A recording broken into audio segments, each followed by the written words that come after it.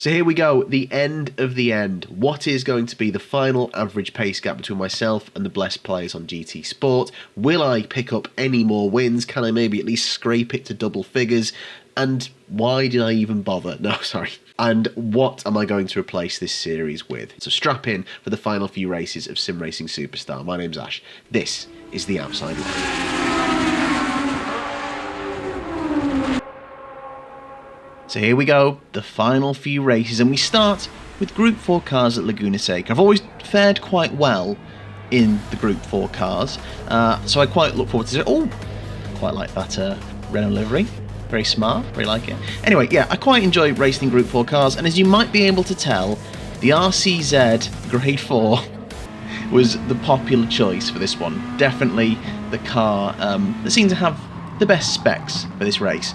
So, starting 10th, no real action through the first few corners, but we're heading up to the corkscrew. And this, a more faithful rendition than the version we might have seen recently on my playthrough of Newman Haas Racing from 1998, where the corkscrew just looks like any other chicane.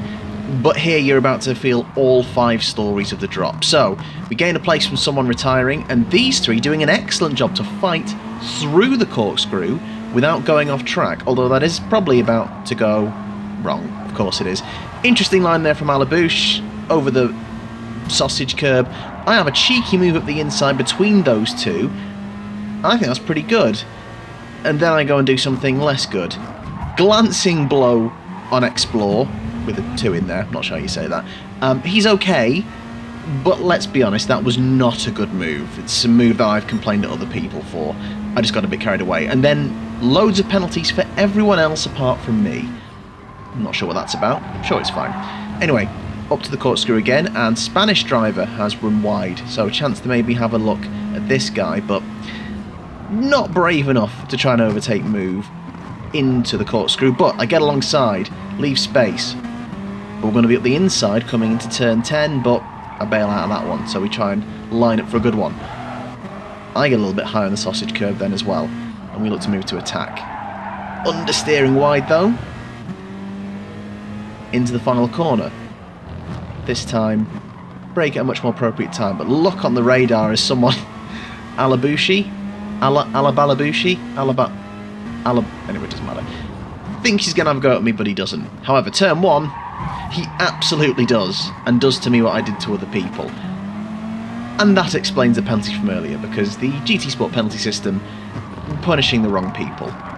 Absolutely insane. I mean, considering what I did earlier, it's kind of what goes around comes around, but honestly, what a nonsense penalty that is. Anyway, heading up to the penalty line, I'm going to serve it straight away, and Alabouche seems to be struggling. I can't tell if he's just, being annoying, or whether he's actually trying to let me past. As other people go off, serve penalties, whatever.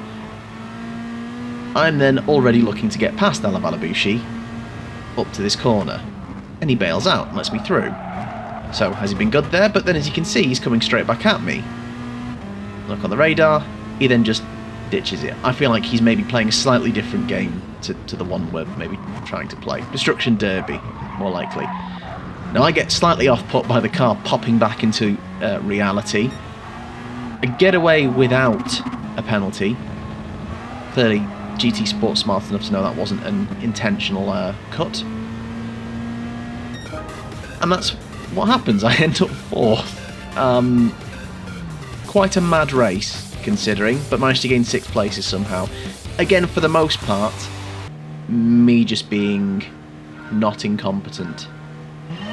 Then again, that would mean I am competent. I don't think that's necessarily accurate either. Anyway, I am on pole for this particular one, as eagle-eyed viewers will notice, and I have lost pole before, but I quite fancy my chances here. So, take turn 1 well, and we try to maybe hold on to a win. Now, up to the corkscrew. As we come through here, I'm sure I've taken that line before, where I've gotten all 4 wheels off that. I think it's a track limit, you can brake. Apparently not. So, half a second. And Naxo San 24, the Spanish driver, I mean, he's already right behind me anyway, so you can tell he's got the better race pace, he's got into a better rhythm. He actually gives me a little knock forward there, very kind of him. but he knows full well that he's going to get past me here. So, half a second, flies by. I try and hold the inside line, maybe force him wide, and incredibly, because I'm up the inside, I've not had to yield the lead yet. So side by side up to the next left-hander, but I feel like I could have probably been a bit braver there. I could have stood my ground a bit and he would have had to leave me space. It's a shame. So, Naxo San is passed. Skip ahead to the final lap, and as you can see, he's consistently opened out a gap. We are 3 seconds ahead. So, the fastest two guys here. But as we come down the corkscrew, guess what? He's clearly done what I've just done, and he's got half a second? Or is it a second? It looks like half a second. So I'm now trying to cut the gap down. I need to suddenly find 2 seconds out of nowhere. Just need to take these final few corners as best as I can, hope for another mistake, but he's held the gap. Quite frustrating. Penalty threw me off there, but I think he was probably quicker. He had the edge. Fastest lap for him as well. But quite enjoyed those races. The penalty system was all over the shop once again, but fortunately, at the very least, the pace gap came down a teeny tiny bit. Now we move on to quite possibly some of my favourite races of all time. It's the Red Bull Junior X2014 car, one make race at Monza. And you'll have seen that I got inspired by that other Renault livery, because I finally started to use the livery maker with this lovely Nigel Mansell 1992 inspired Red 5 Williams livery. Grid start, 5 lights. These were lots of fun. And off we go. Now the only difference to this Monza track is the first chicane, not here. Basically, from Parabolica all the way through Curva Grande to the Rosia chicane, it's a tow fest. Straight line speed. I enjoyed these races because they were all about consistency, getting into a good rhythm. It's an 11-lap race. It's daily race C, I'm pretty sure, but I think the tyre wear and fuel consumption was so low it didn't really make a difference. Anyway, I'm quite conservative into the chicane. I end up hitting Rubgonmar. I do apologise to him, but no harm done. I'm a bit too skittish there, clearly worried about getting caught up in something. And I survived, but unfortunately I've dropped from 3rd now to 5th. Coming through the second Lesmo, we want to try and get on the attack. That's what it's all about. Very close to the back of Blodefeld. Assuming that's a James Bond reference. And then we head up to Ascara chicane. But immediately, Russian driver on the back of us, Montoya. Solid Russian name, that. And he's looking to the inside. Will he try? He brakes late. So late it's stupid, and he takes out Blodefeld.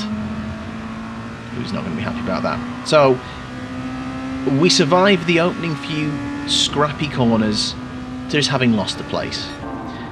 And by the Rosia chicane on lap 2, already, because of that long straight, because of the tow, I'm already back with this front 3.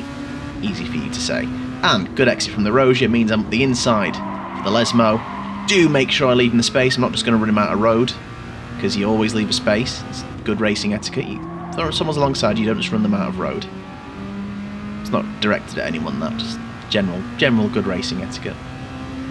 I try to abide by. And it's a decent move, but he's got the tow on us coming up to Ascari, so I go defensive. There's a penalty to serve up ahead, so we could get close to MDF, the Italian driver. Rubgonmar, dear me. I do apologise, Rubgonmar.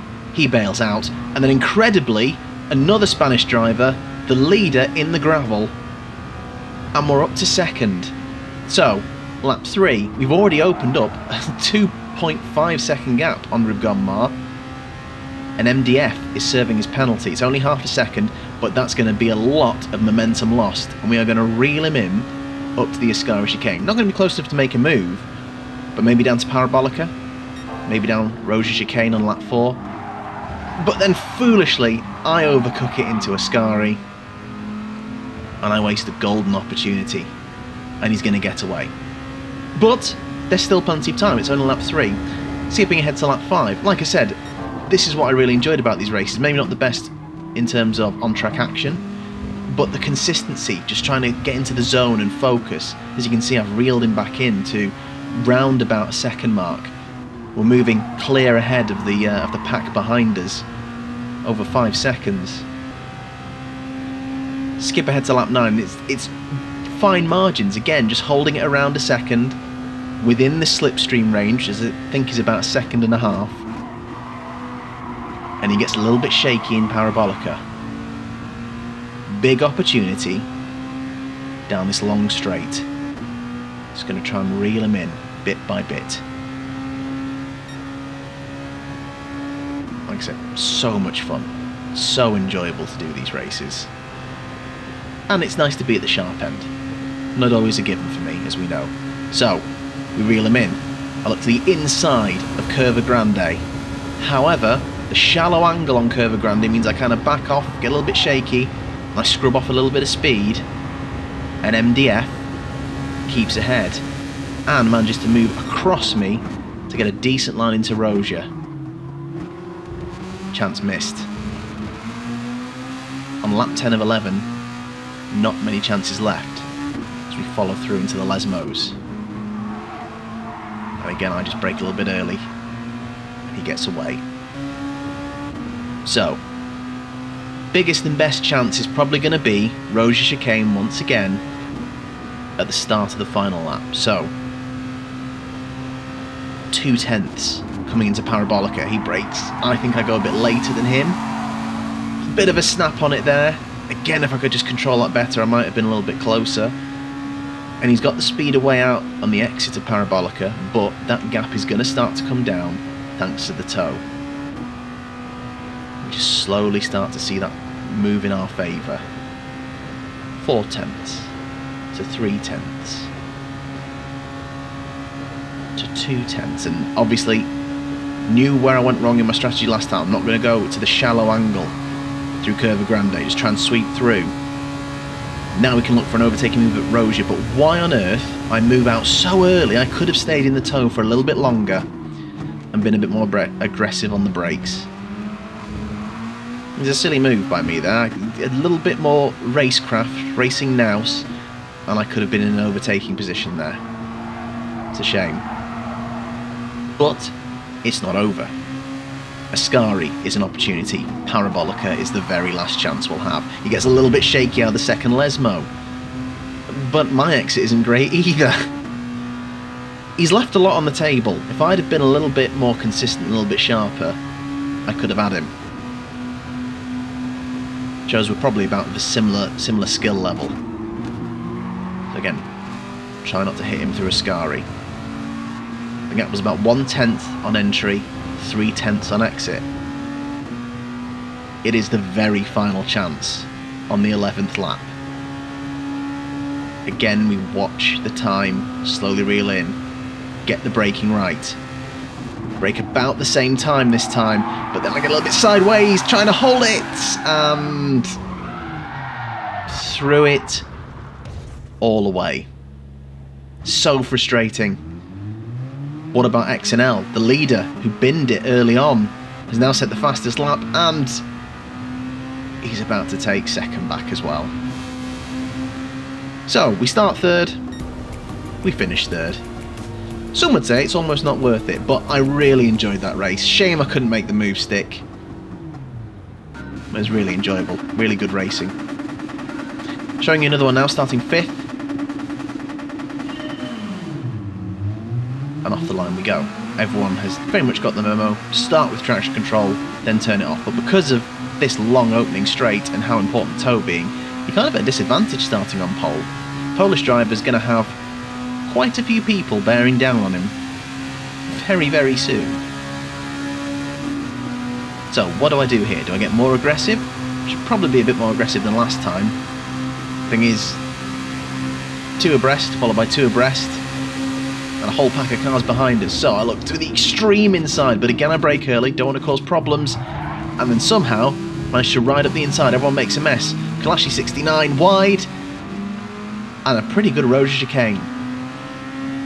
Darko 5, Polish driver, the only one ahead, has managed to survive from pole, and we can get straight after them, as long as, you know, the bladder doesn't come for us in more ways than one. But unfortunately, Darko 5, clearly just too good of a driver. We're 10 seconds clear of the rest of the field, but Darko's 9 seconds clear of us. Head and shoulders the best driver, but almost a second faster than me, a lap.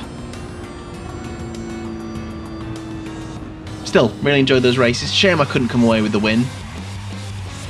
Love that livery though. Pace gap comes down once again. But again, tiny margins. The final event I'm going to show you is not a rerun. It's Grade 4 at Laguna Seca once again. As you can see, slightly different power dynamic in terms of what the best car was. TT Cup more popular, as you can tell. And we're on for a grid start as well. We start 5th. And this guy not getting the memo about a track control start, as we have an amazing getaway, but unfortunately we've got nowhere to go. So we have to kind of lose that advantage early on. I get the radar on to see nonsense, so let's just hope we survive. Poke up the inside. And a good little bit of driving there. So, up to 3rd. Not too bad at all. The thing now is to get on the attack. Dida getting a little bit out of shape. I then look to move the inside, but I apologise, Dida. That was poor. And to be honest, I should have been punished for that. Slam dunk penalty, but you know, absolutely nothing there given from Gran Turismo. Still, we go after Ben Limitless. He set the fastest lap on lap 1. Gap is at 1.7, 1.6 on lap 2. And I'll just fire a shot across the bow here with the fastest lap of my own. He's got a reason to be worried. However, he holds us off up to the final lap. Gap still at 1.4. I've still got the fastest lap. We come to the final corner and Ben Limitless goes wide, and all of a sudden an opportunity out of nowhere. We're going to reel him in, getting closer, and it becomes apparent it's not quite close enough. Lucky to get 6th there, considering what I did to Dida early on. Again, I'm very sorry. I think we found our level here. Not good enough.